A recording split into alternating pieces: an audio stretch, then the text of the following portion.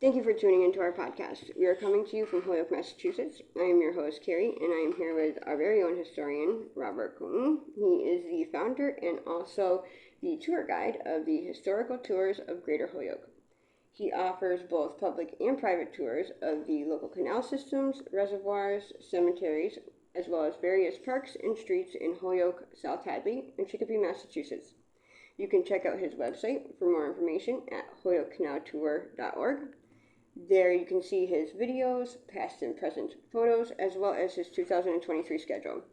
So today we are going to be talking about the Holy Name Church of Chicopee. So tell us about the St. Matthew's Church. All right, in the late 1830s, there was a pressing need to start up a Catholic church in Western Massachusetts. The Chicopee Falls Canal had been made in 1832, and the Chicopee Center Canal was made in 1823 and 1832. They were made. And there were a lot of Catholics arriving to dig it, and a lot of Catholics arriving to work in the mills. And so they wanted to start up a Catholic church. And this was a wooden church that was on South Street at the corner of Pleasant Street in Chicopee. And it was called the St. Matthew's Church. They started up there and had Sunday service. And they also started up a cemetery for themselves, which nowadays is in Springfield. And the reason why this is well going is because there used to be horseback riding pastors or priests going around New England serving the parishioners of any given era. And they would be able to come back maybe twice a month, but that's not a fixed location, not the best location. You want to have a set mass, a set place for these people that had need of masses, baptism, marriages, burials, and you have to get a parish going. And why Chicopee? Well, it was the first industrialized location that started getting Catholics. It had a very early canal, way before the other canals in Western Massachusetts. And that attracts workers, both digging it and working these many mills. And so on come the priest and the need. And once that gets going, things are going to build up. And that's why the Holy Name Church complex or campus became very big, because it was one of the very, very, very first on everything it did. And we'll talk about that along the way. So talk about the grounds of Holy Name Church campus. All right, it's on South Street, very close to the corner of Springfield Street in Chicopee. It had, from 1857, the beautiful church that is still standing at that location. Across the street from it was the wooden structure church, St. Matthew's, and it was taken down in 1857. It wasn't needed anymore. Now, Holy Name Church, what do you need? You need schools. And the first school they built right next to the church itself was a girls' school called the St. Joseph's Girls' School. And most people just called it the Holy Name School. Also, you need nuns to be the teachers there. And so the convent was built with an attached walkway between the school and the convent itself.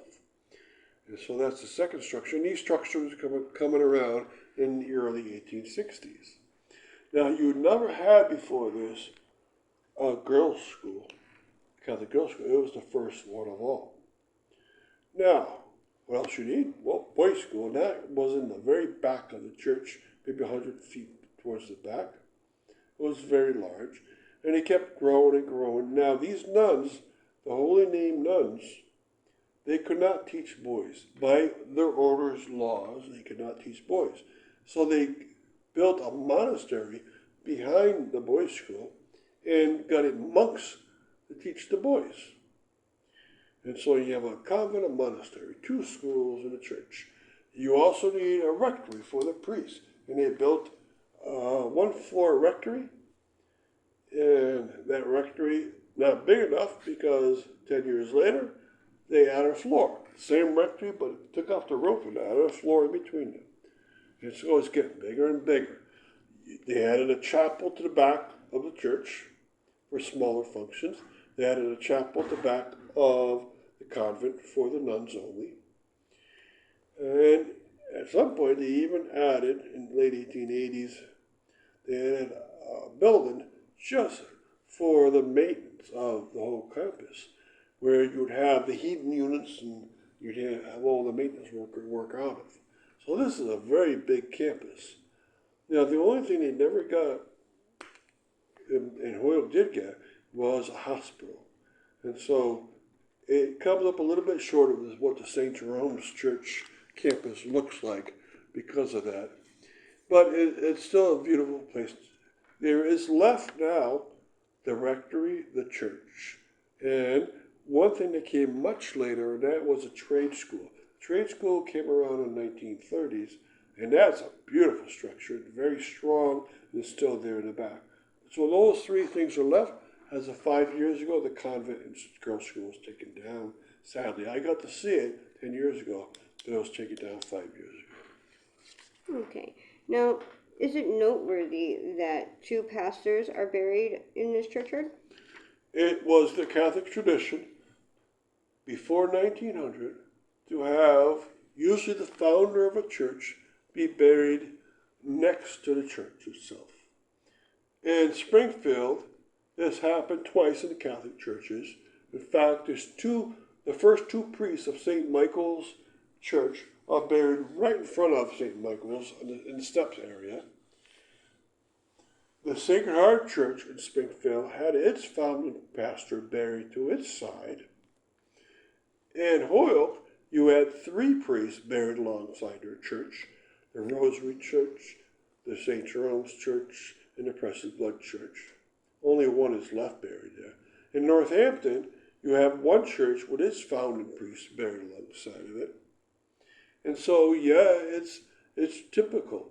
So is it noteworthy there's two pastors? No, it's not very unusual at all. They both died before 1900. They were not, the difference is they were not the founders. They were only the third and fourth pastors. But they were the ones that got a lot going. For instance, Patrick Keeley was the first pastor buried there. And he started up the boys' school and the girls' school in the convent. So he got things going, and he was much beloved. So they wanted him buried there, and the family gave them permission to do so, and the city gave them permission to do so. You just can't bury people anywhere, even a pastor. Now the other one, the next one buried there, was Henry Lorenzo Robinson. He was born a Protestant, but when he's going to college, you stay a Protestant. When he's going to ministry school, which is 4 years of college after your undergraduate college, he decided to become a Catholic priest. He went to a Catholic ministry school. And he so loved Holy Name, and they loved him, that they buried him also alongside the church, more to the front than along the side. So you have two pastors, not the founders, buried there. So it's a little bit noteworthy to have that as such. Okay. Now, tell us about the history of Holy Name. Well, the history is incredible because it was the first church in Western Massachusetts. And when you're the first of anything, you don't know what's going to happen. You don't know what you're doing. You don't know how much money you're going to get. You don't know what you need. So, sure, you build this wooden church, very old St. Matthew's. And then you have the Holy Name Church built across the street. And you build that big, gorgeous building. But you still don't know what's going to happen, right? What else do you need? Well, you need the schools. In the schools, first you have a girls' school. Why no boys, right? Soon after came the boys, but why the girls first? Well, it was thought that the girls needed an education, the boys needed to go to work, right? But what about these very young boys? They actually started teaching them in the basement of the church. And the only nuns they can get were the Holy Name, Notre Dame nuns, and they wouldn't teach the boys. So they waited a few years and started the boys' school. The boys' school of Holy Name is the first Catholic school for boys in Western Massachusetts. okay? And the girls' school is the first for girls. So they're doing everything first. And then they wait and wait, and they build up the trade school, and they wait. Even the cemetery's history is very unusual, because they have the St. Matthew's Cemetery, and they figured out maybe 8,000 burials here, that's not enough. You need a bigger one. And within 7 years, they start up another one, which is very unusual. But remember, they don't know what's happening, how big is this going to get, how many Catholics are going to show up. They didn't realize, was it only be canals, industrial canals in Chicopee? No, Holyoke built a bigger one. And then they started getting more people from Holyoke coming to their church and to their schools until Holyoke built their own Catholic institutions. So you really don't know what's going to happen. That's why it looks like it's random, but along the way they've built a very, very proud and durable structures. Okay, so thank you, Robert, for joining us, and you can find more information on his tours again at his website at holyokecanaltour.org. And again, you can check out some of his videos, past and present photos, and his upcoming 2023 schedule. You can also set up private tours with him as your personal tour guide. They make for a fun and educational activity for the family or for your group parties, for the special occasions, events, or just a day out. You can email him directly for that at bobcat4214, capital B, at yahoo.com. Again, that's BOBCAT4214, capital B, at yahoo.com. And again, thank you for listening to our podcast.